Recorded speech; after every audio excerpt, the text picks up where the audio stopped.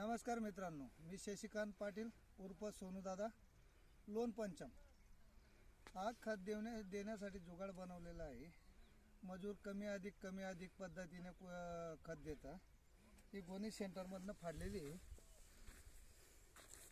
त्याच गोणीच्या कसण्या पण बनवून घेतलेल्या आहे फवारणी पंपासारख्या। पाठीमागे गाठ मारण्यासाठी त्याच गोणीचा हिस्सा आहे। एकाच गोणीचा भाग आहे। इकडे या, हे पवनाच्या पाईपाचे दोन छोटे पीस बनवून पवनाचा व्हाल बसून पुढे होस पाईप नळी आहे। मक्याच्या पोग्यामध्ये खत जात नाही आणि अशा पद्धतीने सोप्या पद्धतीने न कंबर दुखवता तुम्हाला हवे तशा पद्धतीने खत द्यावं लागतं। हा व्हाल चालू करतोय। नाना भाऊ थोडं जरा लांबून घ्या। एकदम छान पद्धतीने खत पडतंय। काय कुठं मजुरांच्या पुढे झुकायची गरज नाही। स्वतः ज्यावेळेस शेती करायला लागू शेती परवडायला लागेल।